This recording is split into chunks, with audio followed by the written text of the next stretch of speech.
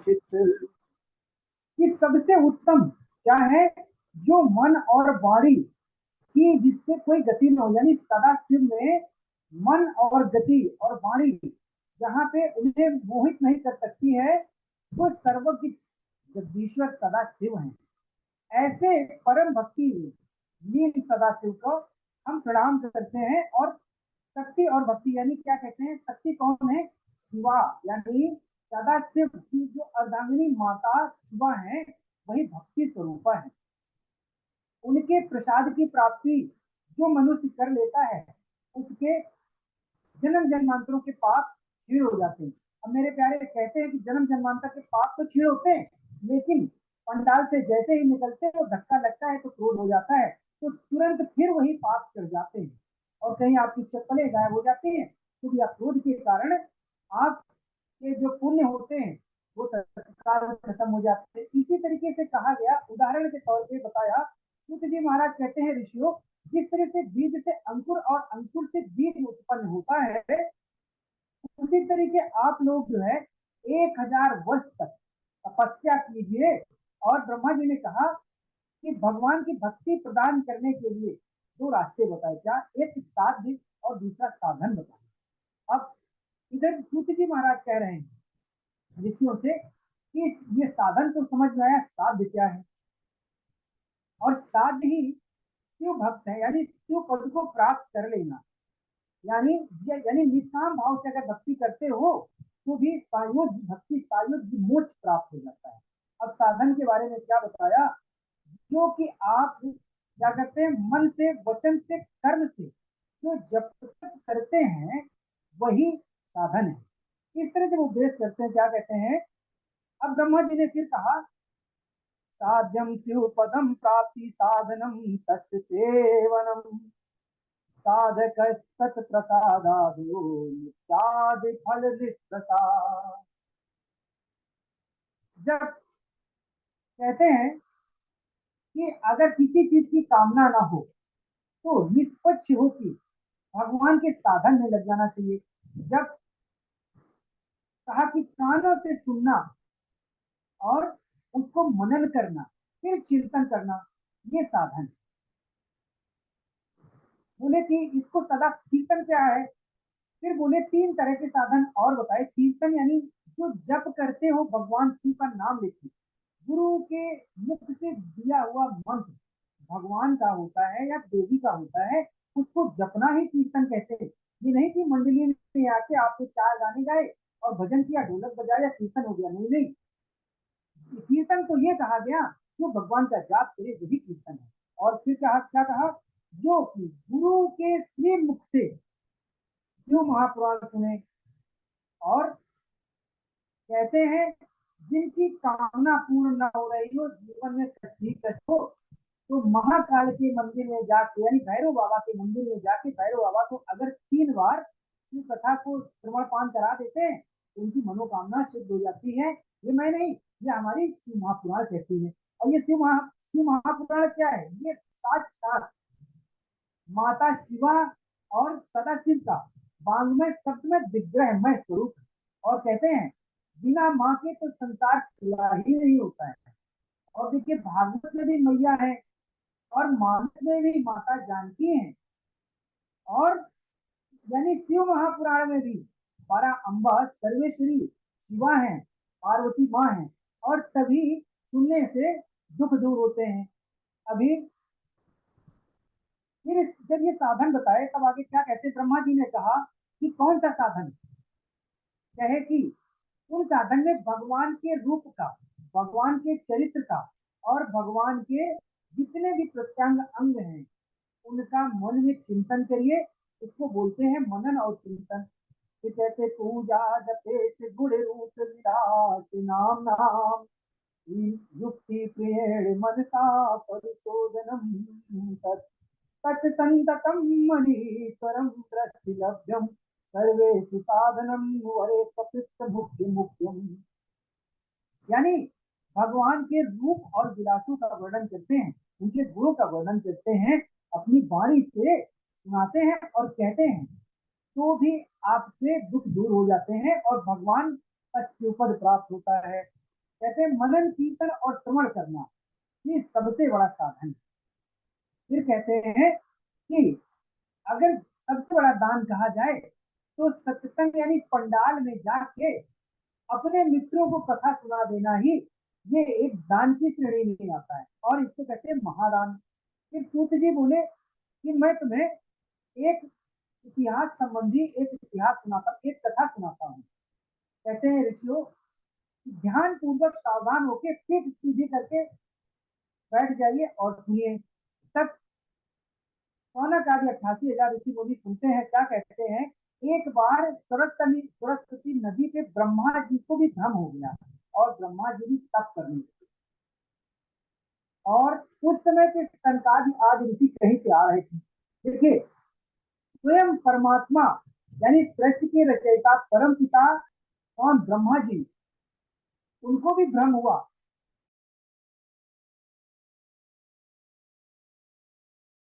थे तो मेरे प्यारे तब किस्सा कर रहे थे, अभी कथा आएगी आगे।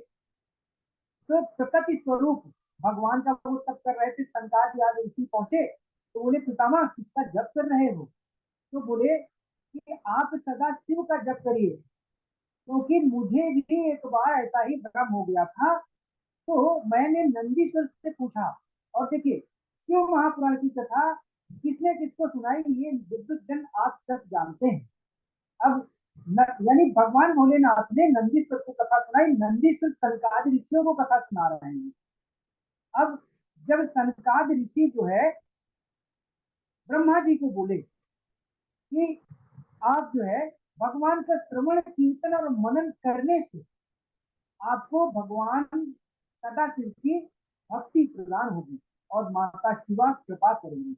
इस तरह से कहने के बाद व्यास जी का भ्रम दूर हो गया। अब नंदकेश्वर कहते हैं सनकादि ऋषियों से, क्या कहते हैं, तो प्रश्न किया किसने, ऋषियों ने, यानी सौनक आदि 88,000 ऋषियों ने प्रश्न किया सूत जी से। कहा कि जो व्यक्ति जीवन में श्रवण कीर्तन और मनन नहीं करता है उसका कल्याण कैसे? देखिए, तो मेरे प्यारे, जो आदमी भगवान को कभी नहीं भजता है, पुराण को नहीं मानता है, कथा में नहीं जाता है और कहता है आजकल तो मोबाइल का जमाना है, मोबाइल में सुन लेंगे, तो मेरे प्यारे कहते हैं धर्म के दो अर्थ बताए गए, यानी धन के दो अर्थ, एक धर्म और एक देह। देह के द्वारा अगर तीर्थ में आप नहीं जाते हैं तो वो बहुत सारी बातें हो जाएंगी। अब हम सीधे ही आते हैं, आगे बोले कि जो व्यक्ति यानी मनन कीर्तन श्रवण नहीं करता है वो केवल भगवान शिव के मंदिर में जाके एक लोटा जल भी चढ़ा देता है तो भी भगवान शिव के पद को प्राप्त करता है। ये जब सूत जी बोले ऋषियों से तो बड़े प्रसन्न हो गए। बोले कि प्रभु ये लिंग क्या है? तब सूत जी महाराज कहते हैं मैं लिंगेश्वर महादेव का परिचय बताता हूँ। और लिंगेश्वर कौन है, यानी लिंग और लिंगी ये भेद नहीं, एकमात्र सदा शिव ही है जो मूर्ति रूप और लिंग रूप में पूजा होती है। मेरे प्यारे, किसी ने मेरे से प्रश्न किया था और कि भगवान शिव के लिंग की पूजा होती है, तो मैंने उत्तर क्या दिया जो संतों से सुना। देखिए, ये वो लिंग नहीं है जो स्त्री पुरुष कहते हैं। आपने संस्कृत में पढ़ा होगा स्त्रीलिंग और पुल्लिंग, और तीसरा क्या पढ़ा होगा, नपुंसक लिंग। तो क्या स्त्री में कोई लिंग होता है? अच्छा, दूसरा, क्या नपुंसक में कोई लिंग होता है? इसी तरीके से सदाशिव की भक्ति और ज्ञान तो जब मिलेगा जब आप महापुरुषों के पास, संतों के पास और आचार्यों के पास जाएंगे और अपने इस मानव शरीर को फिल्टर करने के लिए सर्विस सेंटर ले जाएंगे, यानी कथा पंडाल तक जाएंगे। और एक दिन, आधा दिन या एक घंटे में कथा कभी जीवन में समझ में नहीं आनी है। जब तक अगर कथा का प्रण किया है तो 7 दिन या 9 दिन कथा सुनिए, इसके बाद सारे भ्रांतियां, सारे प्रश्न के उत्तर मिल जाएंगे। अब सूत जी महाराज क्या कहते हैं, हे ऋषियों, श्रवणादित के शास्त्रो लिंगम वेरम शशांकरम सत्यापनियतमभ्यर्चे करे संसार सागर। शिव महापुराण को सुनने मात्र से इस संसार के भव सागर से पार हो जाते हैं। कहते हैं श्रवण कीर्तन मनन तीनों कार्यों को करने से आप भगवान की लिंग रूप और मूर्ति रूप में पूजा करते हो और श्रवण मनन कीर्तन करते हो तो आपके जीवन के दुख दूर हो जाते हैं। और कहते हैं संसार सागर से आप पार हो जाते हो। कैसे? संसार में रहते हुए, परिवार में रहते हुए परिवार की सेवा तो करते हो, लेकिन मन से भगवान के श्री चरणों में बने रहते हो। फिर ऋषिगण ने प्रश्न किया कि अगर मूर्ति में सर्वत्र देवता, सारी मूर्ति में सभी, यानी मूर्ति में तो सभी देवता है, तो भगवान शिव की लिंग रूप में क्यों पूजा होती है? और कहते हैं लिंग और जो भगवान का जो अर्घा होता है, जिसको बोलते हैं गिलहरी, साक्षात परा अम्बा शिवा है। और अभी अभी मेरे प्यारे विद्युत कथा आपने सुनी कि जैसा लिंग होना चाहिए उसी धातु का क्या बनाना चाहिए? गिलहरी भी बनानी चाहिए। इस कथा को भी आगे सुना। फिर सूत जी महाराज कहते हैं कि बड़ा ही उत्तम प्रश्न किया है, इसको सुनने मात्र से शरीर, मन और आत्मा पवित्र हो जाती है। कहते अत्र वक्ता महादेव ज्ञानो पुरुषा क्वचित।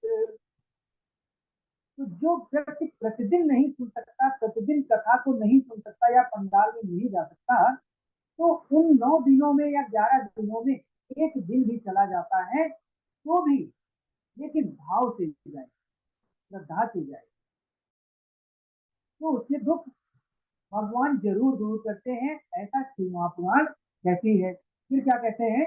एकमात्र भगवान सदा शिव है जो वो ब्रह्म स्वरूप है, और बाकी सब उन्हीं के स्वरूप है। बाकी सब का मतलब ब्रह्मा, विष्णु और महेश, इनमें कोई अंतर नहीं है। और कहते हैं इनमें जो भेद करता है वो पशु समान होता है। हरि हरि निंदा सुनहि बुताना, दे नर पशु बिने पूछे किसाना। जो यानी हरि और हर में अंतर समझता है, वो मनुष्य भले ही गुरु मंत्र लिया हुआ हो या भले ही भाव हो, लेकिन उसकी बुद्धि पशुग्रस्त होती है। फिर क्या कहते हैं कि निराकार और साकार रूप से ये सिर्फ शिव ही है। और स्वरूप आकार यानी भगवान पहले लिंग रूप में प्रकट हुए, यानी अग्नि, फिर यानी साक्षात प्रकट हुए। अब कहते हैं सदा शिव और शिवा एक ओंकार नाम का ही एक ऐसा प्रणव अक्षर का मंत्र है। प्रणव से ही, प्रणव यानी प्रणव को कहा गया है ओंकार, और ओंकार पंचाक्षर मंत्र है। इसको जपने से आपके हार्ट में बीमारी कभी नहीं होगी, यानी हार्ट फेल नहीं होगा। और क्या कहते हैं कि ओम ही लगाना, ओम ही आदि अनंत है, और ओम ही सारी जगत का सार है, और ओम बिना सब कुछ अधूरा है। इसीलिए भगवान शिव ने प्रणव का प्रतिपादन किया। इस प्रकार पूर्व में मंदरांचल पर्वत में ब्रह्मपुत्र सनत कुमार जी ने नंदकेश्वर से प्रश्न किया, और क्या कहा? जिस पर नंदकेश्वर ने स्पष्ट कहा, क्या कहा? कलापुर यानी कलापुर भगवान कौन है? वो सदाशिव है। और लिंगेश्वर रूप यानी वीर रूप में शिव, यानी जो लिंग है उसको बोला गया लिंग वीर। और कहते हैं जो वेद जिनकी आज्ञा दी, जिनका प्रतिपालन और प्रतिपादन करें, यानी 12 इंच का, 12 उंगुल, इंच नहीं 12 उंगुल का जो है शिवलिंग ही प्रतिष्ठित कहा गया, और उसकी महिमा बताई गई। उसको स्थापित करने से फल मिलते हैं। उससे छोटा यानी 12 उंगुल से नीचे का अगर आप शिवलिंग स्थापित करते हैं तो उसकी महिमा हमारे शिव महापुराण में नहीं बताई गई। और सनत कुमार जी ने कहा कि हे महाराज, ये शिवलिंग की उत्पत्ति कैसे हुई? तो समय पूरा हुआ है, इसको बहुत शॉर्ट में हम बता रहे हैं, फिर किसी दिन सुनाएंगे। बोलिए सदा शिव भगवान की जय, काशी विश्वनाथ भगवान की जय। नंदकेश्वर यहाँ कहते हैं क्या कि पूर्व काल में जब प्रलय हो गया था, सारी सृष्टि में जल ही जल था, तो उस समय पे सदा शिव और शिवा का रूप जो है इस सृष्टि में आया। और कैसे कहा कि सबसे पहले शिव कहाँ पे आए और उनके साथ में आज जगदम्बिका कैसे आई, और इस सृष्टि में कहाँ पे शिवलिंग की पूजा हुई और किस जगह और कैसे हुई, ये कथा हम फिर किसी दिन सुनाएंगे। बोले श्री श्री हनुमान जी महाराज की जय, परम कल्याणी गौ माता की जय, जय जय श्री राधे श्याम। राधे राधे जी। बहुत बढ़िया। नंद किशोर जी अभी वक्तव्य कर रहे थे, बहुत ही अच्छे से इन्होंने समझाया, कथा को कहा। साम सदा शिव भगवान की कृपा बनी रहे और ऐसे ही तैयारी करके आप सुनाते रहे, महादेव की कृपा बनी रहे। सभी प्रसन्न हैं कथा को सुन करके आपके।